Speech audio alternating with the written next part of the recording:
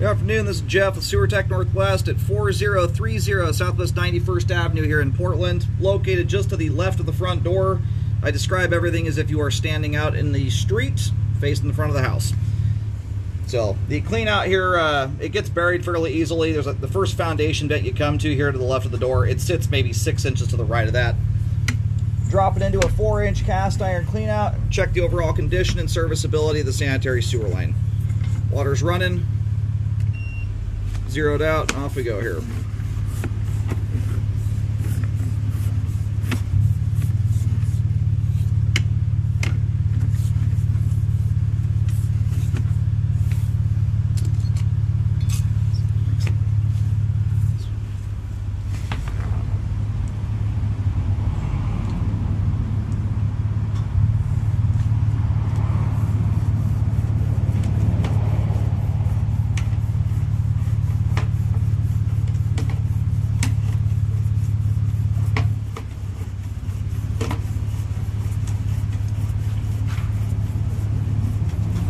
Kind of a unique thing here to have cast iron out to this distance. Most homes of this era are not set up this way. Most of them would have been concrete pipe within about 5 feet of dropping in. And that's generally speaking a good thing. Cast iron tends to hold up quite a bit better than the average concrete pipe out there, but not always. Alright, that's a test tee. My camera's kind of upside down right now. That's at the top of the pipe. Now going into transite concrete. And we just went past some root penetration there. You do have roots coming to that pipe joint.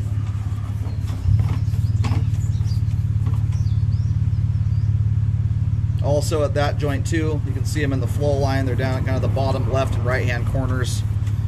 Obviously if this were a square shape, it would be in the corner. More roots here as well. More roots. That joint right there is letting groundwater seep into it. That's why that staining is going up the sidewall that way, which is not surprising, being the age this is.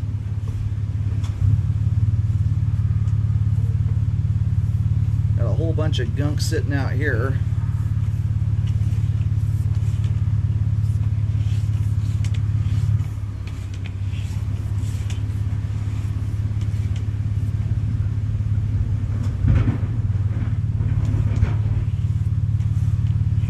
There's the main lateral connection.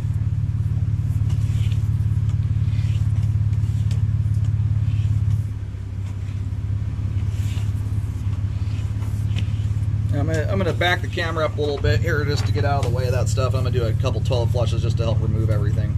But that was the main there at about 74 feet there. Yeah.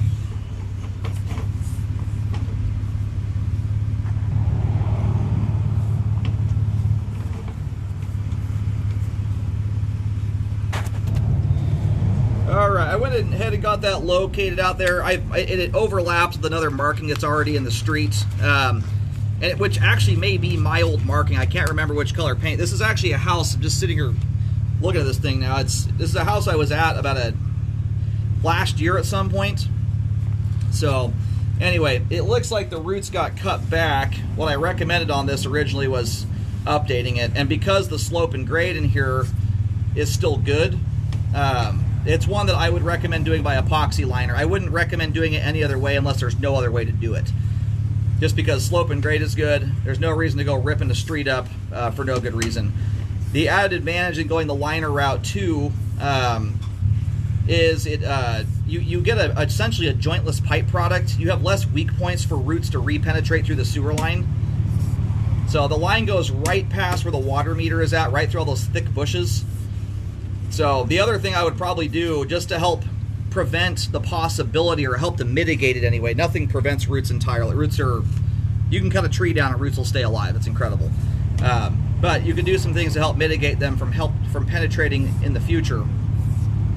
One of those is to remove the bushes immediately around that area. You want to create a decent swath, probably give about 3 feet or more of berth on either side of the line to help prevent just putting roots directly on top of the sewer line. Anyway, the street is very busy out there. I don't really get enough time to sit out there and get an accurate depth. I'm having a little bit of a time getting a nice clear depth there. I can't hold up traffic out there. It's too busy. But I did have a chance to put a paint marking down, and hopefully depths aren't a huge deal here. When I get back near the transition joint from cast iron to concrete, I should get a better depth, at least at that point, which can give you a reasonable idea as what it's going to be out in the street. Alrighty. So right there, we're at the street edge. I'm partially in the bushes. I'm getting around 7 feet deep there. It actually doesn't go quite as close to the water meter as I originally thought. The locate kind of lines up with the water meter if you look straight back at the house, but the line kind of comes into there at a little bit of an angle. So this spot right here may very well be within the bushes. I have a sneaking suspicion it is. I may not be able to get a good locate here. Alrighty, and if you have to kind of look into the bushes to see where this marking's at, and it's going to be a little bit rough because it's in the bushes, but you'll see a white paint marking. If you kind of stand at where the driveway meets the road and look to your right into those thick bushes, you'll see a white T marking in there. It's right about where the right-of-way is. That's where you'll see that that marking. And I pushed a little bit past it, so just be aware of that.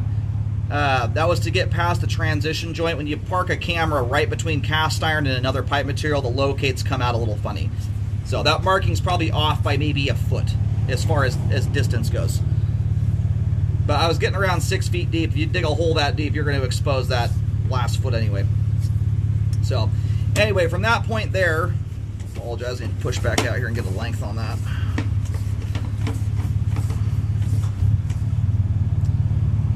So about 48 feet to 74 feet, I would recommend the line get updated. And you can do that however you want to. I just think the liner makes sense here.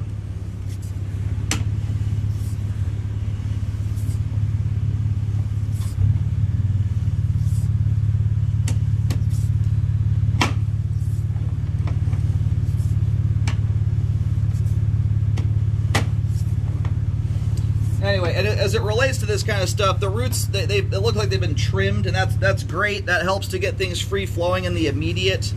The problem with doing that, and I say this from the standpoint of how or when to do the repair, it's not a situation where you want to sit and wait on these things, especially when you start cutting roots. Those roots are often binding the joints together at this point in time and also clogging them up, like roots typically do with anything. Holds the ground together, whatever. But when you start hacking into them, what it does is it can open the pipe joints up and expose them to the ground significantly more than they are, and it can cause hydro erosion. If you open those joints up, it can allow dirt and groundwater to readily seep through the joints.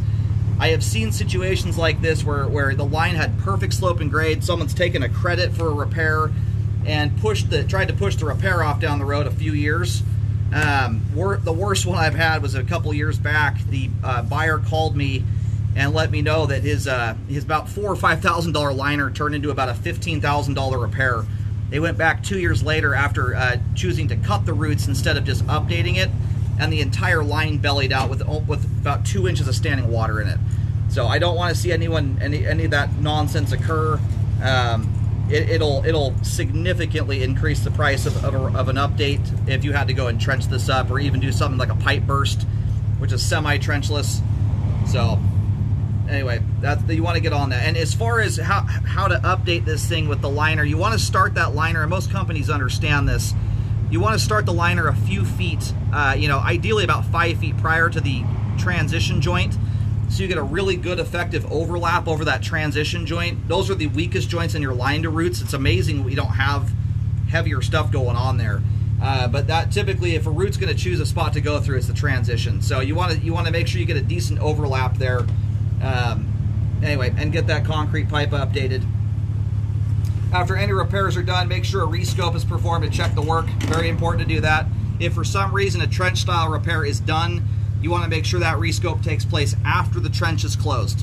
Ideally, you do that after the trench is closed up, all the ground's compacted, and you put a load on top of the line, and then you check to make sure there's no settling problems, and then you go and do your asphalt or concrete repairs. You don't want to find out the line bellied out after you button the entire thing up. So, as far as the cast iron goes, cast iron's in very reasonable condition for its age and has good flow. This is the ideal time if you were to do a liner to do the entire thing, but the cast iron is not at a point where it needs that. That would just be a convenience factor with a little more cost-effective way to do things. Because when you do a liner, there's always a setup fee every time, whether it's a 5-foot section of pipe you're updating or 30 feet. So it's one of those things to consider, but cast iron's doing its job very, very well right now. And if you're new to home ownership, cast iron is quite a solid pipe product. It lasts a long time. Its downside is its texture. It's a rougher pipe texture. It's not terribly forgiving when the line's abused. So and I include flushable wipes in the abusive category. It's not something you want to be putting anywhere near cast iron. They tend to snag up very easily. And last thing you want is a blockage in cast iron with wipes. It blocks really good. Those rougher pipe walls can just hang on to it. So try and keep it to just regular old folded toilet paper if you can.